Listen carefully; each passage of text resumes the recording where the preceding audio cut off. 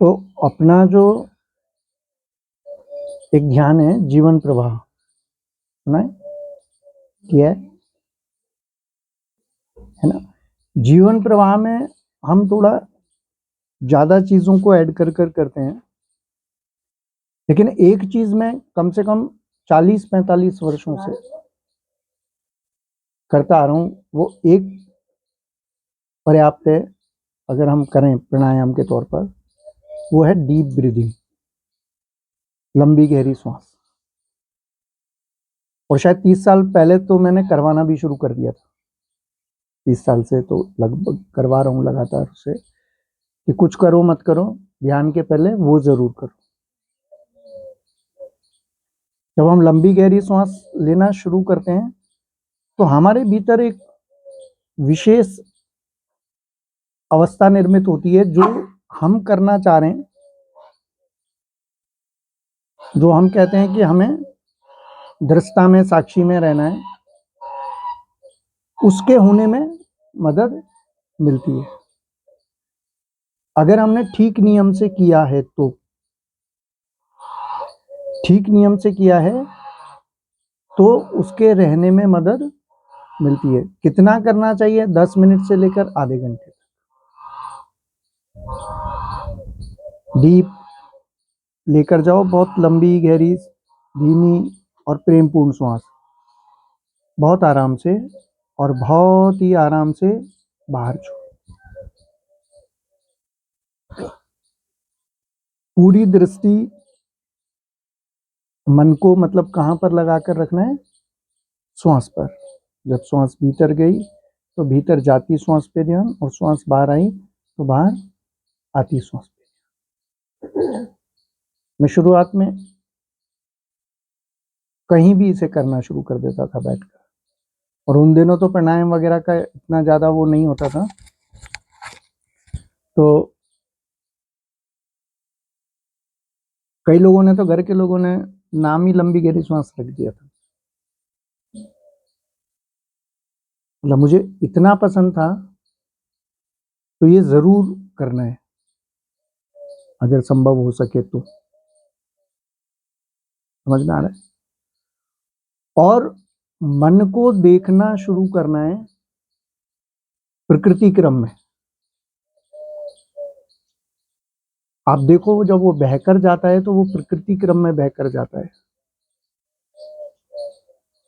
सृष्टि क्रम में बहकर जाता है, और जब वो लौट के आता है तो विकृति क्रम में लौट कर आता है, संहार क्रम में लौट के आता है। तो जब भी आपको कांस्टेंट में जाना हो तो हमेशा विकृति क्रम में चलो, संहार क्रम में चलो, क्योंकि जो भी चीज तुम्हारे भीतर गई है वो कहां से गई है? हम कहते हैं ना, मन बड़ा बेईमान है, बहुत परेशान करता है, कहते हैं। कहाँ है मन?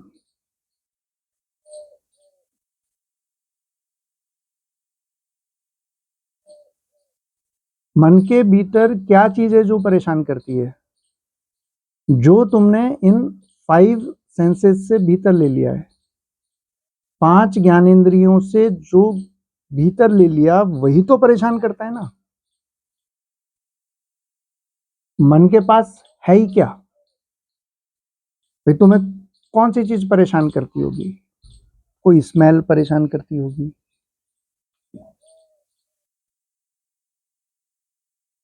कोई गीत संगीत या गालियां परेशान करती होंगी,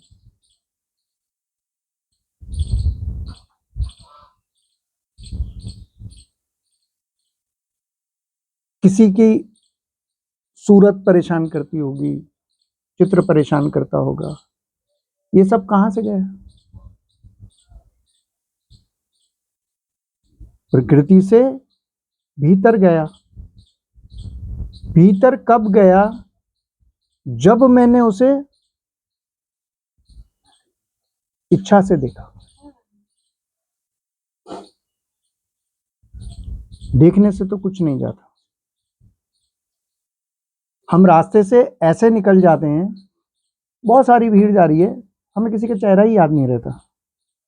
किसी को इच्छा से देखा, उसका चेहरा याद हो जाता है।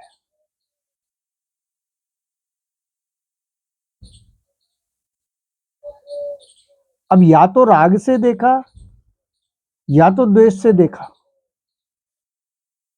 दोनों ही स्थितियों में उसका चेहरा याद हो जाएगा। या तो किसी को बहुत नफरत से देखा तो उसका भी चेहरा याद रहेगा, और बहुत राग के साथ देखा तो भी चेहरा याद रहेगा, है ना। राग या मोह तब होता है, तब हमें अब उससे कुछ चाहिए।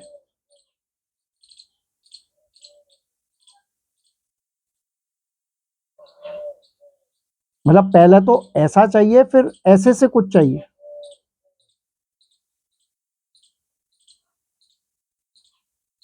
और उस से जो कुछ चाहिए उससे भी कुछ चाहिए,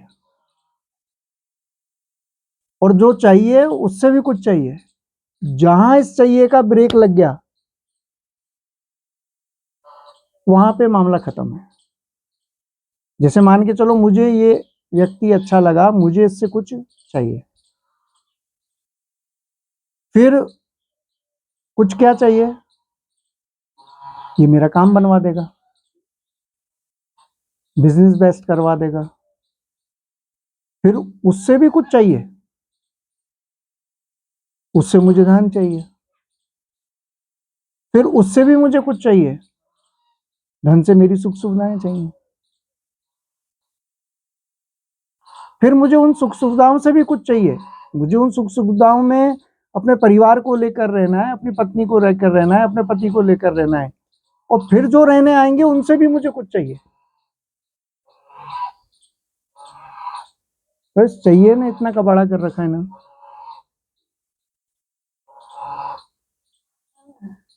और फिर उनसे जो चाहिए था, उनसे भी कुछ चाहिए।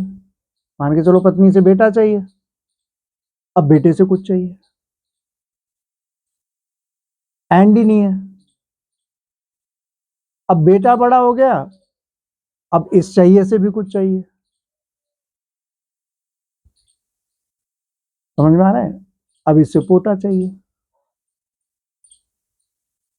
इसकी बहू चाहिए, तो चाहिए का एंड नहीं। अब कहीं भी इसको ब्रेक कर दो, तुम्हें पता लग जाए कि भाई यहाँ के बाद ये चाहिए से चाहिए नहीं मिलेगा, तो मामला खत्म। जैसे तुम्हें बिजनेस चाहिए, अब बिजनेस से तुम्हें नोट नहीं मिलेंगे, रुपया नहीं मिलेगा, मनी नहीं मिलेगा, क्यों करोगे।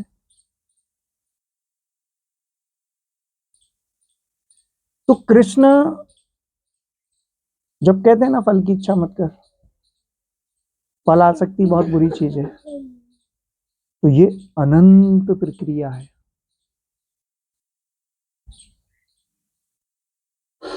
ये अनंत प्रक्रिया है।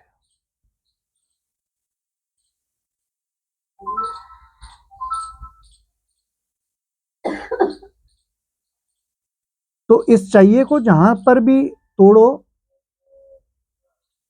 उसके बाद फिर प्रकृति क्रम में ऊपर चलो,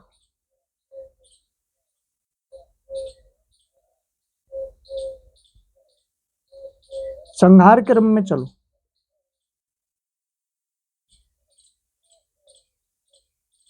समझ में आ रहा है।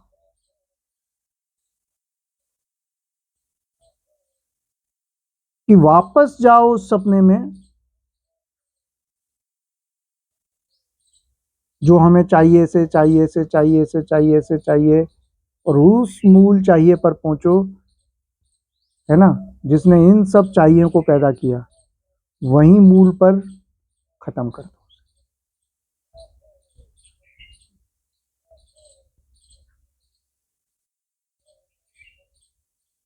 अब आप ही बताइए, ये जो मैंने आपको बताया चाहिए से चाहिए, कभी सोचा आपने, किसी पुस्तक में पढ़ा है?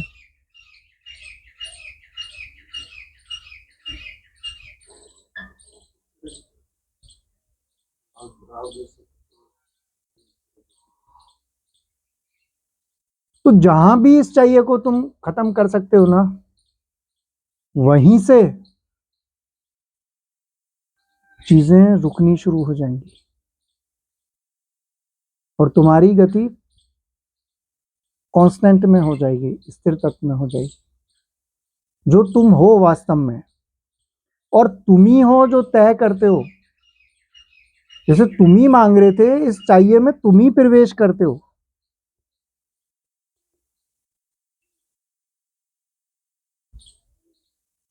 और जो चाहिए से चाहिए, उस चाहिए में भी तुम ही प्रकट होते हो, कोई और नहीं है। तुम्हारी ही ऊर्जा है। तुम्हें वो मित्र चाहिए, अब तुमने चाहिए, तुमने पा लिया, फिर तुम्हें उस चाहिए से कुछ और चाहिए। तो आजकल लोग होते हैं ना कि हमें मैनिफेस्ट करना है, हमें अफर्मेशन चाहिए। अरे तुम जितना चाहिए डाल लोगे ना, ये बीज डाल तो लोगे, लेकिन फिर इस बीज से जितने वृक्ष बनेंगे ना, ये जितने चाहिए खड़े हो जाएंगे ना, तो जंगल को काट भी नहीं पाओगे तुम। इसलिए आपने देखा होगा, मैं कभी उस चीज पर जोर नहीं देता कि मैंने कभी कहा हो कि चल, कभी हल्के में कह देता हूं कि अल्फा लेवल में जाके अपना बिजनेस को क्रिएट करना।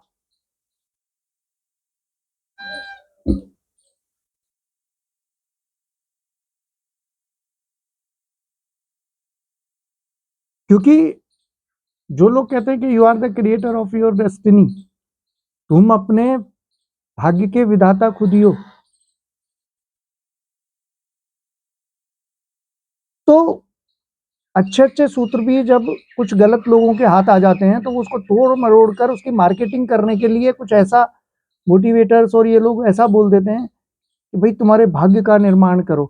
भाग्य का निर्माण हो कहाँ रहा है? माया जाल फैलाया जा रहा है, मैट्रिक्स में फंसाया जा रहा है तुम्हें, कि अब एक बिजनेस करो, फिर दो बिजनेस करो, फिर इतना पैसा होगा, फिर इतना पैसा होगा। एक शब्द प्रयोग में आता है पैसे के लिए, अबंडेंस। इसका मतलब होता है प्रचुरता। प्रचुरता का मतलब होता है कि जब मुझे जो चाहिए वो मुझे मिल जाए वक्त पर, बस। प्रचुरता का मतलब ये नहीं होता कि सारे संसार का धन मेरे पास आ जाए।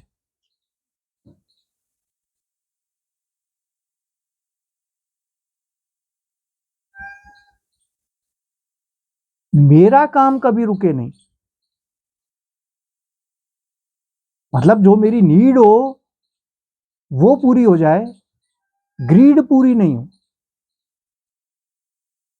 अब इससे तो ग्रीड बढ़ती चली जाएगी ना, कि मुझे अब चाहिए, फिर मैंने, अब मुझे चाहिए, फिर मैंने उस चाहिए को बो दिया।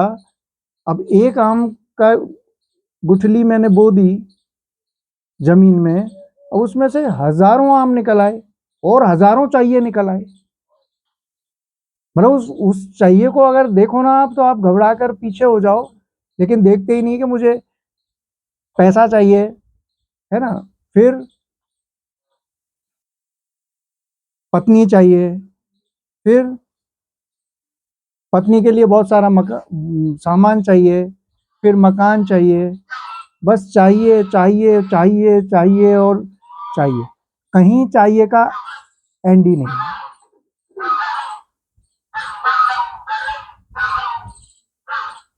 और शांति अचाह में है। अब हम कह रहे हैं कि कोई ऐसी विधि दे दो, अब हमें विधि चाहिए, फिर हमें ध्यान में अनुभव चाहिए, है ना, फिर हमें किसी देवता का दर्शन चाहिए, फिर उस देवता से कुछ चाहिए। मतलब पहले बाहर कुछ चाहिए चाहिए चाहिए, और बाहर ही परमात्मा को ढूंढ रहे हैं मंदिर में, उनसे कुछ चाहिए, और इस चाहिए ने इतना कर रखा है कि फिर इतनी यातनाएं करनी चाहिए, इतनी जात करनी चाहिए।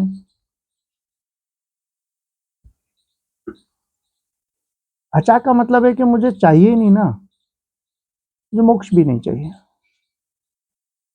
मुझे कुछ नहीं चाहिए। और जब कोई प्रत्यय तुम्हारे दिमाग में नहीं बचता, जब कोई भावना नहीं बचती, भावना शून्य अवस्था में रह जाते हो, और भावना भावना के स्थान पर रहती है, मैं तो ये कहूंगा। लेकिन तुम्हारी कॉन्शियसनेस में तुम पहुंच जाते हो, यानी जब बिल्कुल अचाह में स्थित हो जाते हो, तब तुम उस जगह पर पहुंच जाते हो जो तुम हो,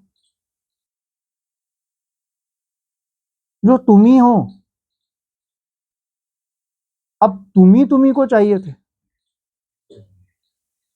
और इसमें कुछ नहीं था।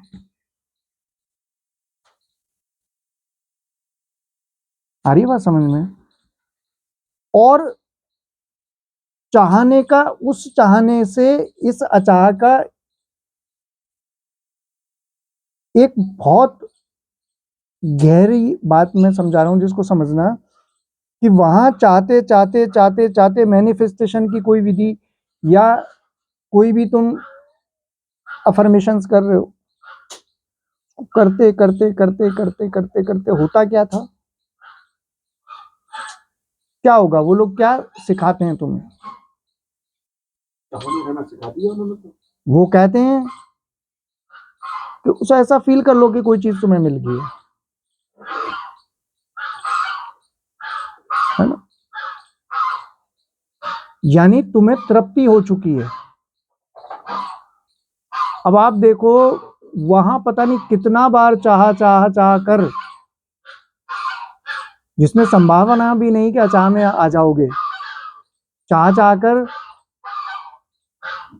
मतलब बार बार काम में जाकर बार बार क्रोध की प्रैक्टिस करके, संभावना यह है कि फिर से क्रोध आएगा, एक माइंड पैटर्न बन जाएगा, उस पैटर्न के बाहर तुम एकदम से हो नहीं सकोगे। लेकिन जो अचाहा वाली चीज है, इसमें तो निश्चित तौर पर तुम अपने में, सेल्फ रिमेम्बरिंग में तभी पहुंचोगे ना, तब अचाह में स्थित हो जाओगे। और अचाह में स्थित होने के साथ ही एक जो सबसे बड़ा जादू होगा, वो क्या होगा?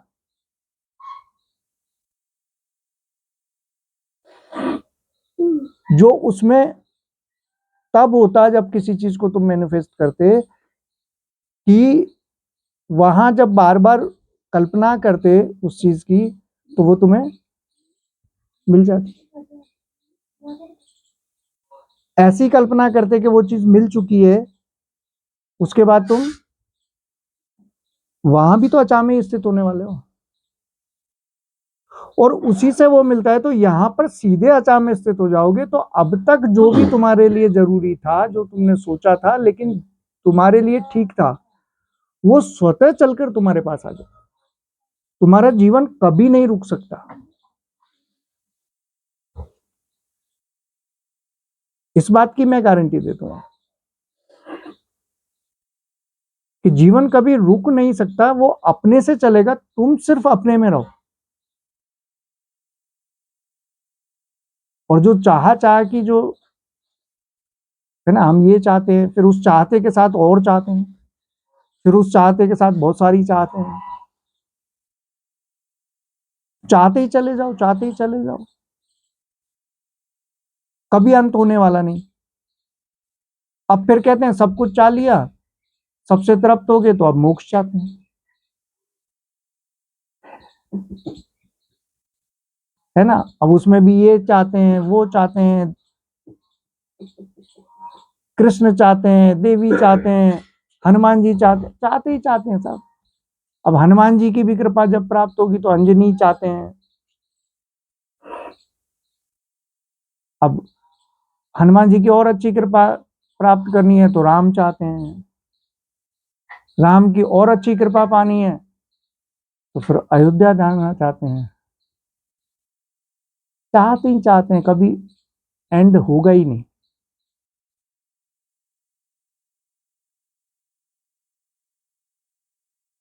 तो बस ये ध्यान रखो कि एक बार चाहता का बीज बाया ना, तो बस चाहत चाहत चाहत चाहत, इस चाहत के इतने बच्चे होने वाले हैं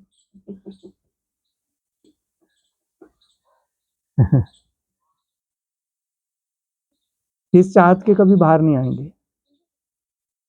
और मैं तो कहता हूं कि इसको बार बार मनन करो, चिंतन करो, इसी को सुनना बार बार। अगर जितनी बार तुमने सुना ना इसे, उतनी बार तुम्हारे आनंद हो, क्योंकि तुम फिजिकली पास बैठ कर भी उस चीज को सुन रहे हो, तो तुमने वो वाइब्रेशन भी महसूस किया है, वो एनर्जी भी यहाँ महसूस की है, केवल उन चीजों को सुन नहीं रहे हो।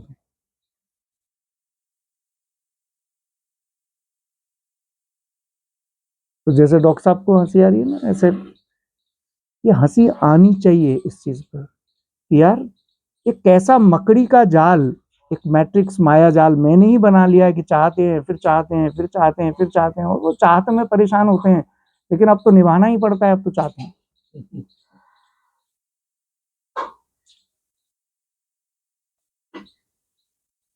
तो जब मन बोले ना कि मुझे चाहिए, तो क्यों चाहिए? मंदिर जाना चाह रहा हूं तो क्यों जाना चाह रहा हूं? रीजन क्या है? जो लोग मैनिफेस्ट करते हैं, अफर्मेशन करते हैं, उन्होंने लिख लिया मुझे 100 करोड़ चाहिए, मुझे 10 करोड़ चाहिए। तो जरा एक बार पूछो ना क्यों चाहिए? तो बोला मेरे 4 बच्चों के लिए चाहिए। तो परमात्मा कैसे पूरा करेगा? भाई 10 करोड़ में तेरे 4 बच्चे रहेंगे तो बाकी संसार क्या भूखा मरेगा? नहीं आ रही बात समझ में? मैं कुछ कहना चाह रहा हूं जो तुम्हें खुद समझ में आएगा कि मैं क्या गलती कर रहा हूं। बिल्कुल, मैं तो ये कहता हूं कि 1000 करोड़ चाहिए तो चाहिए बिल्कुल, लेकिन कब चाहिए?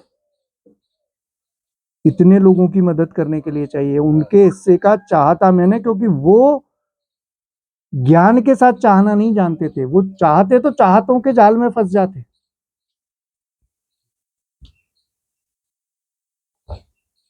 और इसमें गहरी अचाह हो जाएगी कि तुम्हें अपने लिए कुछ चाहिए ही नहीं था, तुम्हें वो जो करना चाहता था उसकी चाहत से मतलब था, ईश्वर की चाहत से, तुम तो निमित्त मात्र थे। देखो ये होगा, इसमें निमित्त अपने आप निकल के आएगा कि तुम तो निमित्त बने थे उन लोगों के लिए,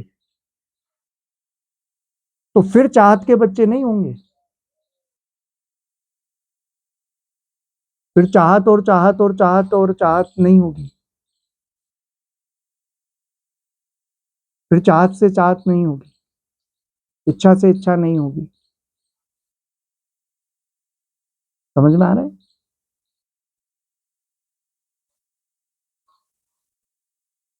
तो इसलिए समझो, जो हम परमार्थ का काम बोलते हैं या स्वार्थ बोलते हैं, उसमें क्या अंतर है?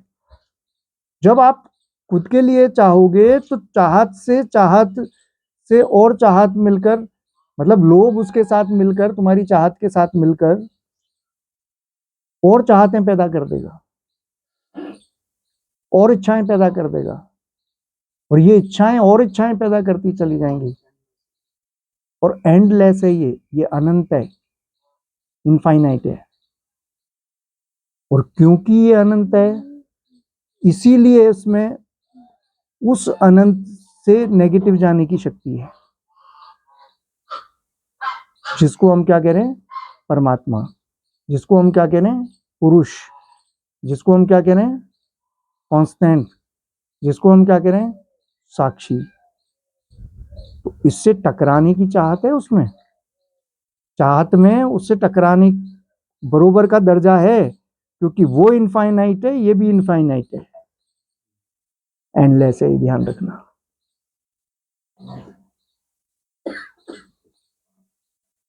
वो अपवार्ड है, ये डाउनवार्ड है। ये विकृति है, वो प्रकृति है। कहीं से भी, मतलब प्रकृति से भी ऊपर पुरुष है, लेकिन मैं समझाने के लिए तो मैं कह रहा हूं। तो इसलिए बार बार इसको अच्छे से समझो, आगे चाहे हम और करेंगे। इसलिए प्रवृत्ति मार्ग में, कहीं भी प्रवृत्ति मार्ग से तुम चल रहे हो, चाहे तुमने कोई साधना पकड़ ली है, चाहे तुमने कोई और चीज पकड़ ली है, आप देखो, आप जो हो उसको पाने के लिए आपको कुछ नहीं करना है। ध्यान की परिभाषा है, ध्यान माने कुछ ना करना, जो भी हो रहा है उसको होशपूर्वक देखना या जानना। अगर चाहत हो रही है तो जानो, लेकिन चाहत मैं कर रहा हूं,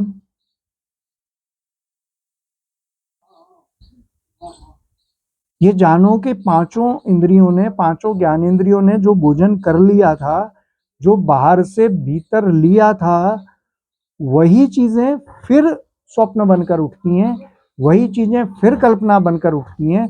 वरना आप देखो, किसी बाहर के प्राणी को ले आओ, दूसरे ग्रह के को, वो आपके नोटों को देखता भी नहीं। एक लोभ, एक वासना, एक लस्ट हमारे भीतर कहीं है। काम ने कुछ बिगाड़ा नहीं तुम्हारा, काम बुरी चीज नहीं, मैं लस्ट की बात कर रहा हूं। वासना किसी भी चीज में हो सकती है,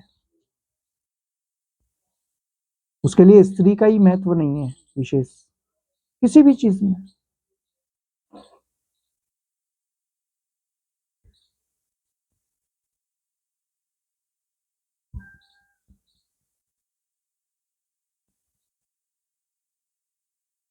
आ रहा है समझ में? वासना का मतलब ये है कि जो रुके नहीं, वासना यानी कोई घर नहीं बनाए, कोई घर नहीं बनाए, अगर बना लिया तो खत्म है, खत्म हो गया। इतनी अच्छी चीज है। बिल्कुल। तो कहीं भी तुम ठहरो नहीं, चाह चाह पैदा होती जा रही है, तो वो बात चाह से चाह पैदा होती जा रही है। अब आप देखो कैसे बनती है चाहत। अगर इसको आप देखते चले जाओ ना, मन की इस प्रक्रिया को, और मन का प्रतिक्रमण कर दो फिर, तो आप देखो समझ में आएगा आपको कि आपने एक चाहत की कि यार ये क्या बहुत बड़े बिजनेसमैन है, अगर इनसे दोस्ती हो जाए तो मेरा बिजनेस बहुत अच्छा हो जाएगा। आदमी तुरंत उसके पास गया, है ना, उससे दोस्ती की, चाहत। अब एक चाहत पैदा हुई कि भाई ये मेरे को बिजनेस करा दें, फिर हम उससे उस तरह की बात करने लग गए, चाहत। फिर उसमें हजार तरह से उनको प्रलोभन देने लगे, उनकी सेवा करने लगे, चाहत।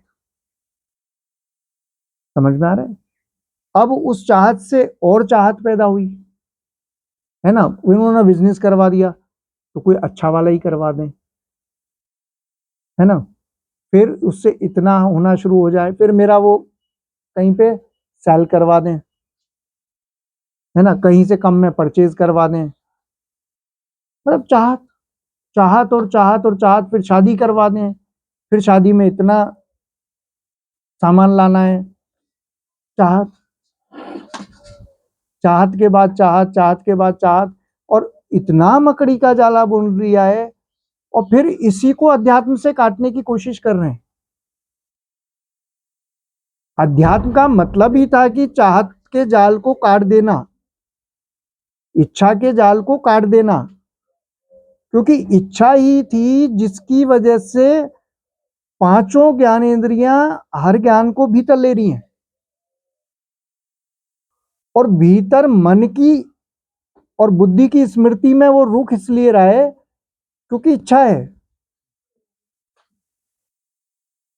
अगर आपकी इच्छा नहीं हो, चाहत नहीं हो, तो व्यक्ति दर्पण जैसे हो जाता है कि सामने से कोई निकला, निकल गया, उसने मुंह देखा, निकल गया, कोई बात नहीं, लेकिन वो चिपका नहीं रहता। जब वो सामने से निकल जाता है तो उस पर उसकी छवि बनी नहीं रहती। तो चाहत ऐसे ही है कि वीडियो कैमरे में जो वीडियो ऑन करने का जो बटन होता है, स्विच ऑन, चाहत किया स्विच ऑन, इच्छा की स्विच ऑन। अब रिकॉर्डिंग चालू। 5 सेंसों से जो भी हमने जाना था, परखा था, सूंघा था, सुना था, छुआ था, देखा था, वो सब रिकॉर्ड। अब इन रिकॉर्डिंग की वजह से फिर चाहत चालू, इन रिकॉर्डिंग की वजह से जजमेंट चालू, ये अच्छा है, ये बुरा है, इन रिकॉर्डिंग की वजह से। नॉन जजमेंटल रह ही नहीं पा रहा है।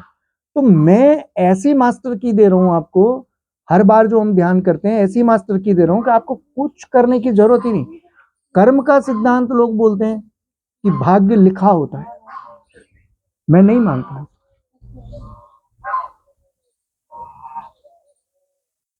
मतलब मैंने बताया था ना कि सोल का अपना एजेंडा होता है। क्या बताया था अभी जो मैंने शब्द बोला था पहले? नहीं, सोल जो है अपना क्या करके आती है? कॉन्टेक्ट करके आती है, वादा करके आती है ना? तो सोल जो अपना वादा करके आती है, जीवात्मा जो वादा करके आती है, वो हुआ कि आपको एक प्रारब्ध मिला। मतलब चलता कैसे कि कर्म कितने प्रकार के होते हैं? संचित कर्म, प्रारब्ध कर्म और क्रियामान। ठीक है। संचित वो जो अब तक हमारे भीतर घुसते रहे हमारी सेंसों के माध्यम से। कर्म है क्या? कुछ पूछो ना किसी से। कर्म और कुछ थोड़ी है। कर्म जिसको तुम कर्म कह रहे हो, जो कार्य कर रहे हो, वो कर्म नहीं है। अगर तुमने चाहत और इच्छा नहीं रखी तो वो कर्म है नहीं। और गीता में जो कहा है कि फल की इच्छा नहीं करना, तो बार बार देखो फल क्या है? इच्छा ही फल की होती है, कर्म की इच्छा नहीं होती। कर्म तो होता ही है। कर्म के लिए तो कृष्ण भी कह रहे हैं कि कर्म किए बिना कोई रह ही नहीं सकता। लेकिन हम फल की इच्छा से कर्म कर रहे हैं तो वो चाहत पैदा हो रही है।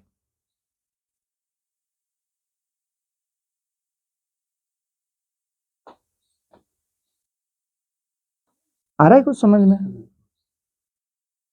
कहां पर थे हम? कर्म यानी जो इच्छा है वही चाहा ही सब चीजों की हो गया। तो कर्म से कोई इच्छा नहीं हो रही है आपकी। आप कर्म करते जाइए, करते जाइए, करते जाइए।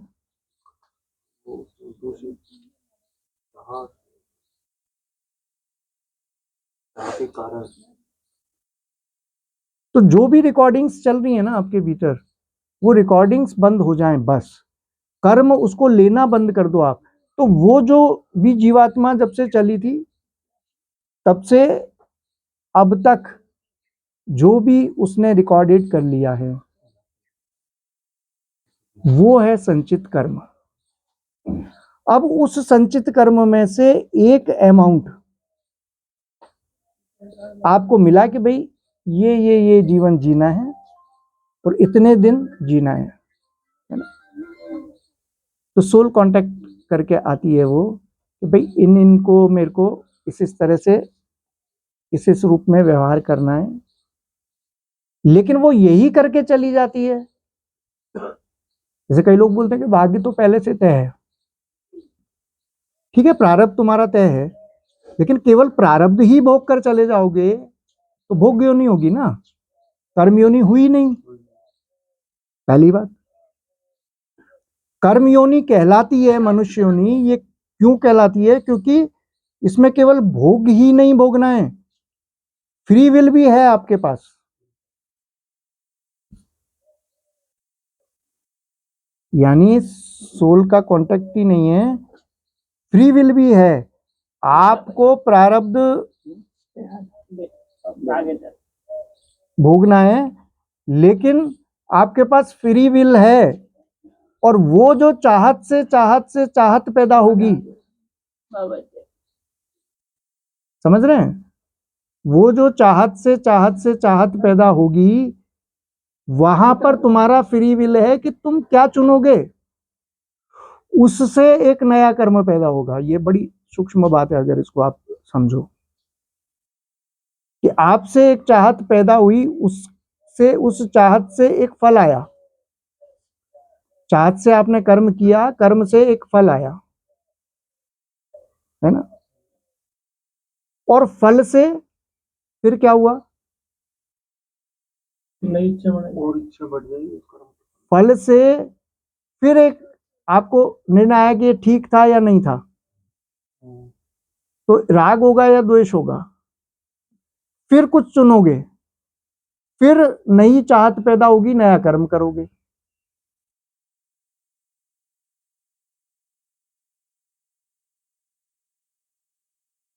भाई कारण, कर्म और फल, कोई कारण है तो तुम कर्म कर रहे हो। कर्म करोगे कैसे, अगर कोई कारण है तुम कर्म करोगे तो कोई फल आएगा, फल आकर एक कारण को और पैदा करेगा, या तो उससे दूर भागने का कारण पैदा करेगा, या उसको पकड़कर नया कर्म करने का कारण पैदा करेगा। या तो बिजनेस में घाटा हुआ तो बंद कर दोगे, या तो और प्रवृत्त हो जाओगे। तो मैं समझता हूं कि तुम्हें जो हो रहा है वो कर्म करते चले जाओ और निवृत्ति मार्ग पर बढ़ना है। अगर कांस्टेंट में जाना है तो प्रवृत्ति मार्ग की ओर जाना ही नहीं। हाँ, तुम्हें कोई प्रयोग करना है, अब मान के चलो तुम बहुत अच्छा ध्यान करने लगे हो, चीजों को समझने लगे हो, फिर जाकर तुम कोई भी मंदिर उपासना या उसमें करने लगो, तो वो तो एक अपने आप को नीचे ले जाने वाली बात होगी। अगर मान के चलो वो करना भी है तुम्हें, मान के चलो किसी मंत्र पर, है ना, किसी बीजाक्षर पर, किसी उस पर तुम्हें प्रयोग करना है, तो प्रकृति के लिए उस प्रवृत्ति को पकड़ो कि मैं प्रकृति में क्या बेस्ट कर सकता हूं। तो जब आप ये करके करोगे, मैं एक बड़ी बात कह रहा हूं आपको, आपके लिए ना सही, मेरे लिए बहुत बड़ी बात है कि मुझे इस प्रकृति में मैं क्या अपना बेस्ट दे सकता हूं। जो भी चीजें मैं रेडिएट करता हूं मेरे साउंड से, है ना, मेरे श्वास से, मेरे माइंड से जो रेडिएट हो रही हैं विचार तरंगे, मेरे प्रत्यय से जो रेडिएट हो रहा है, तो मैं उस सबसे क्या दे सकता हूं इस पूरी प्रकृति को, उसके लिए प्रवृत्ति करो उसकी। मान के चलो नवरात्रे आए तो नवरात्रे पर पूजा करो, किस लिए, कि मुझे बेस्ट देना है, तो वो बेस्ट सीखना पड़ेगा देना, वो किसी ऐसे व्यक्ति से सीखना पड़ेगा, और फिर मुझे बिल्कुल हर तरह से अचाह में स्थित होकर वहां लोक कल्याण के लिए या नए इन्वेंशन करने के लिए, नई नई खोजें, उसमें भी लोक कल्याण की भावना होगी कि मैं नया कुछ करके जाऊंगा, एक नए प्रकार का पैटर्न बना के जाऊंगा, एक नए प्रकार का यंत्र बना के जाऊंगा, एक नए प्रकार का मंत्र बना के जाऊंगा। तो पीछे बहुत लोगों का साधन बनेगा प्रकृति को समृद्ध बनाने के लिए।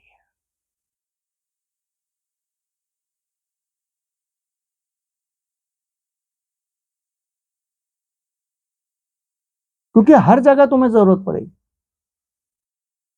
मान लो एक व्यक्ति तुम्हारे घर में, ऐसे उदाहरण मैं बता रहा हूं, उसका अग्नि तत्व बहुत बड़ा हुआ है, दूसरे व्यक्ति का जल तत्व बहुत बड़ा हुआ है, अब इनमें बड़ी बॉन्डिंग है। एक विक्टिम बना हुआ है ना, और एक अत्याचार कर रहा है, तीसरा व्यक्ति रेस्क्यू कर रहा है।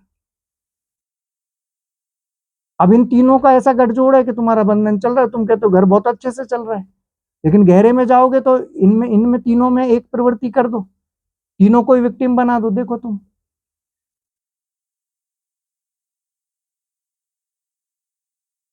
लेकिन एक को इस बात का मजा है कि मैं सता रहा हूं, एक को इस बात का मजा है कि मैं सताया जा रहा हूं, और एक को इस बात का मजा है कि फिर मैं रेस्क्यू कर रहा हूं।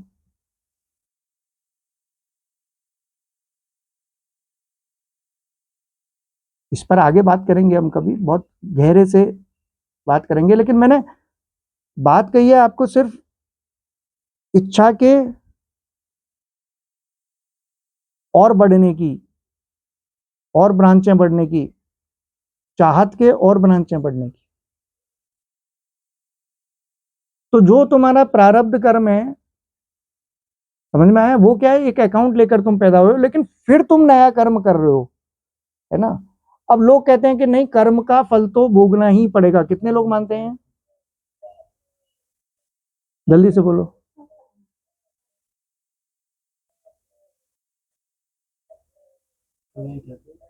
कहते हैं। तो फिर महाभारत के युद्ध में जितने लोगों ने भी कर्म किए थे भगवान कृष्ण सहित, उनको कहाँ होना चाहिए? कर्म के लिए वो इच्छाओं के फल भोगने पड़ेंगे। इच्छाओं के फल भोगने पड़ते हैं, कर्म के फल कभी नहीं भोगने पड़ते। बिल्कुल। अगर तुम्हें ये कोई सिखाता है तो वो बिल्कुल गलत सिखाता है। इच्छाओं के फल। जब भी हम कहते हैं ना मेरा तो कर्म ही खराब है, हाथ कहाँ जाता है? इच्छा कहाँ उठती है? कर्म कोई खराब नहीं। आप 5 या 10 लोगों का पेट भरने के लिए जो खेती करते हो, उसमें हजारों लाखों जीवाणु, कीटाणु, कीड़ों को मार देते हो, तो फिर तो मतलब सब नरक की यात्रा कर रहे हैं। आपको जब एक संतान पैदा होती है तो करोड़ों शुक्राणु रिलीज होते हैं, उसमें से एक को जन्म दे पाते हो, करोड़ों को मार देते हो, तो तुम कौन सी यात्रा कर रहे हो?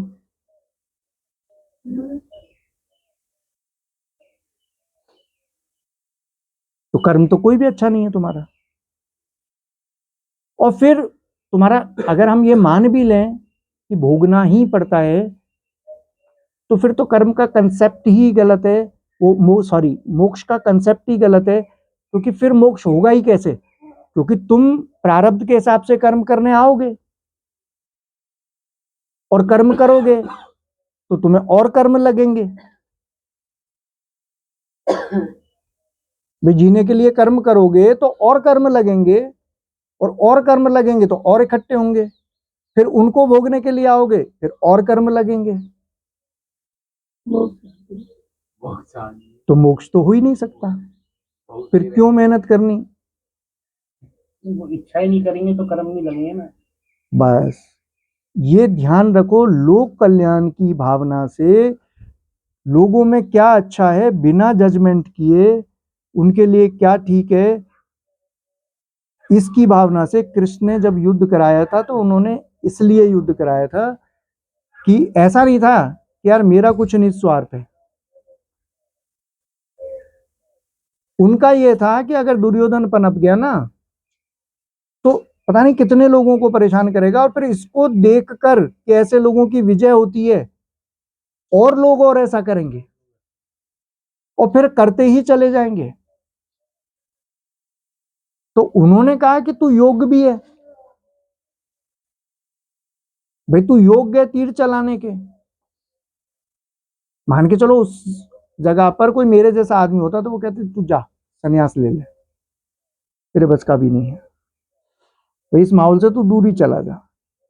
लेकिन वो तो काबिल भी थे ना, तो उन्होंने कहा अपनी शक्ति का प्रयोग कर।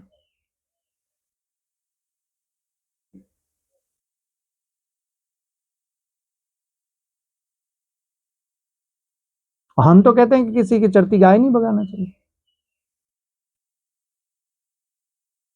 उन्होंने तो आदमी मरवा दिए। हमें देखना चाहिए क्या ठीक क्या गलत, और मेरे लिए नहीं, समूचे विश्व के लिए। एक पॉलिथीन जलाते वक्त भी हमारी आत्मा में भीतर से आवाज आनी चाहिए कि अगर इसको रिसाइकिलिंग के लिए भेज दूं तो वो ज्यादा बेटर है, जलाऊंगा ना तो इसका धुआं खराब करेगा साथ वातावरण। मतलब मैं हवन कर कर अगर इस प्रकृति को फायदा नहीं दे सकता, तो कम से कम ये तो ना करूं।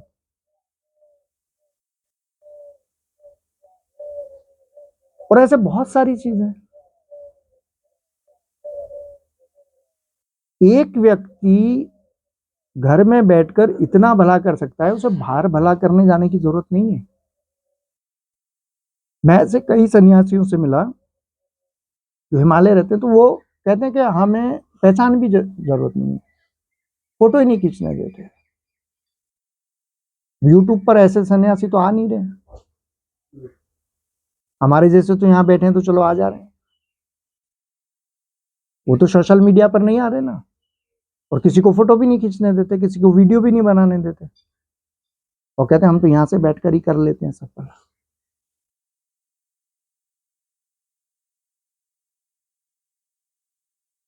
उनको कहते हैं कि क्यों महाराज जी आप क्यों मतलब आश्रम बना लीजिए, कुछ काम कर लीजिए। बोले क्या करेंगे, वहां जाएंगे उसी प्रपंच में फंसेंगे, फिर उस काम के हिसाब से काम करो, फिर काम करो बस। ध्यान के लिए कितना टाइम मिलेगा, यहाँ तो ठीक है जब भूख लगी तो बना लिया, बैठे हैं ध्यान में, बैठे हैं सुबह से। समझ में आ रहा है कुछ?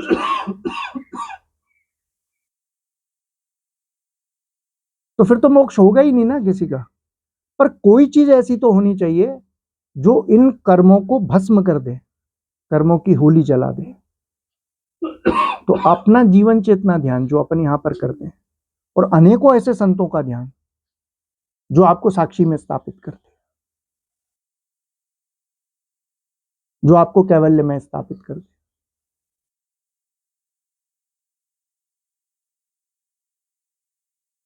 तो हमेशा अपने को याद रखो, हमेशा अपने में रहो, किसी और का आकार मत लो।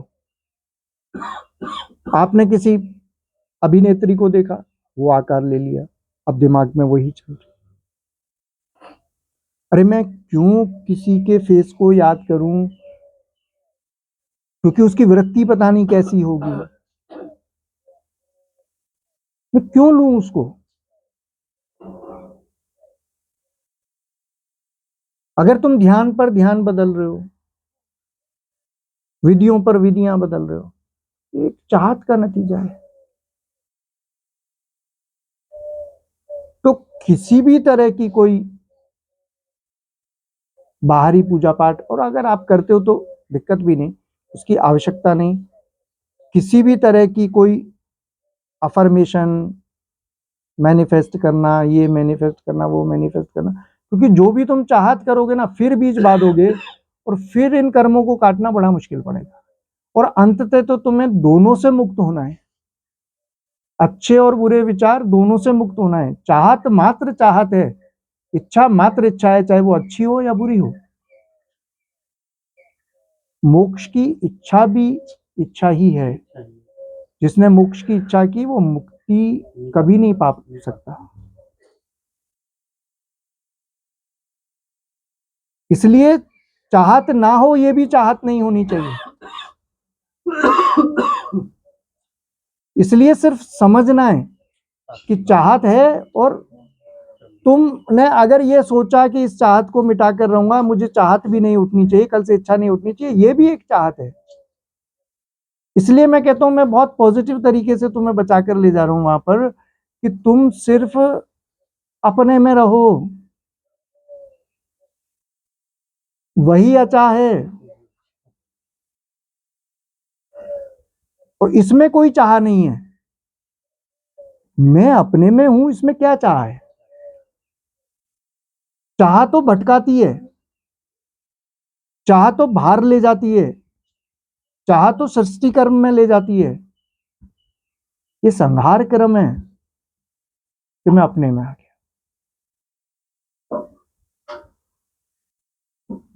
आया समझ में? कितना टाइम है? समझ में आया ना? तो इच्छा से बचना है, वरना मैंने समझाया ना अभी, चाहत से चाहत, और चाहत से चाहत, और चाहत से चाहत, इच्छा से इच्छा, और इच्छा से इच्छा, और इच्छा से इच्छा, और इतनी इच्छाएं पैदा हो जाएंगी कि मकड़ी का जाला हो जाएगा, इससे निकलना बड़ा मुश्किल हो जाएगा। एक ही तरीका है इससे निकलने का, अपने में रहो बस। हमेशा होश पूर्वक रहो। होश का मतलब ये नहीं कि मैं बाहर होश से देख लूं कि वो क्या है। होश का मतलब ये है कि मैं जागा हूं, बस ये अखंड ज्योति जलती रहे। ये पीनियल ग्लैंड पर, थर्ड आई पर जो ज्योति है ये जलती रहे, ये वही ज्योति है।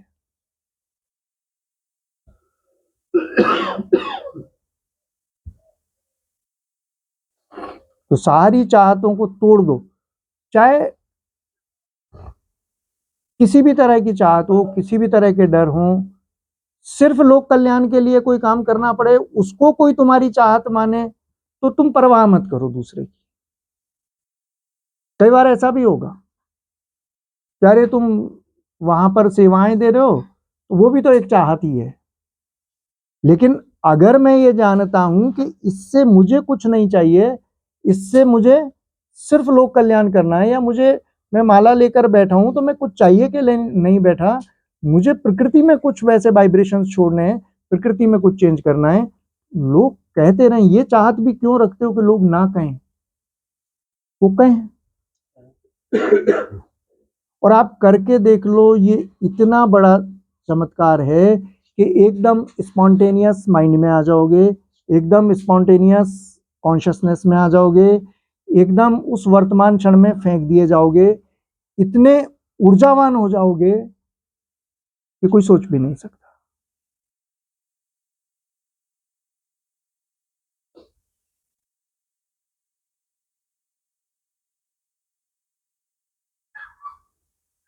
इसलिए कोई चाहत नहीं, चाहत नहीं हो ये भी चाहत नहीं, बार बार समझा रहा हूं। नहीं तो इसको सुनकर ये लगता है कि चलो कल से चाहत मिटाएंगे, ये भी एक चाहत होगी। इसका एक बहुत प्यारी सी मास्टर की मैं दे रहा हूं आपको कि बस अपने में रहो। मैं हूं ये बोलना नहीं, लेकिन बस अपने में रहो। कोई और मेहमान भीतर ना आए इस मस्तिष्क में। जब अपने में रहोगे तो कोई नहीं आएगा, कोई नहीं आएगा। और उस सेल्फ में रहने के बाद यही परमात्मा है, यही आत्मा है, कि तुम ही हो। जैसे तुम रात को तुम ही सपने में सब कुछ क्रिएट कर लेते हो, सोने के महल भी, सोने के घोड़े भी, सब राजा रानी, ऐसे यहाँ बाहर भी तुमने ही क्रिएट कर रखे हैं। यही माया है, यही मैट्रिक्स है, इसको मिटाओ, पीछे आ जाओ,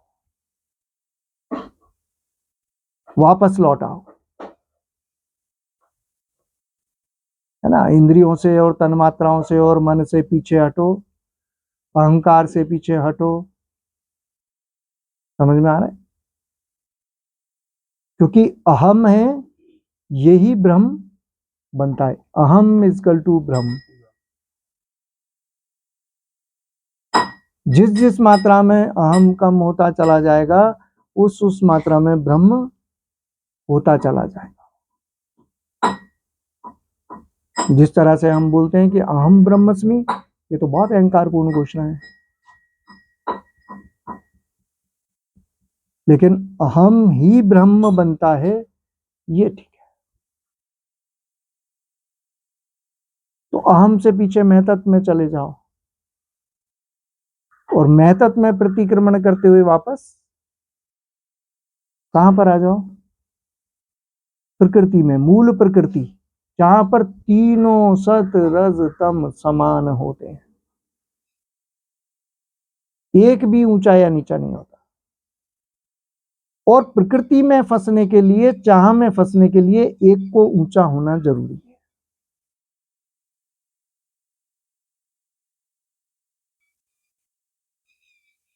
अगर तुम्हें प्रकृति में कुछ मैनिफेस्ट करना है तो तुम्हें सत रजतम में से ऊंचा नीचा लेकर चलना ही पड़ेगा।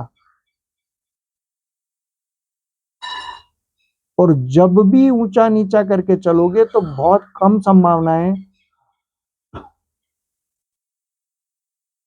हमेशा तम अधिक ही होगा।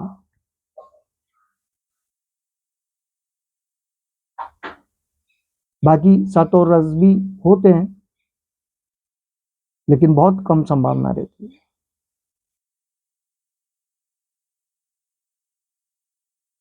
तम वाला व्यक्ति क्या करेगा? मंदिरों में भजन करता नजर आएगा। 70% लोग ये ना ताली बजाएंगे, बैठेंगे, भजन कीर्तन करेंगे, बस ये सभाओं में नेताओं की में नजर आएंगे।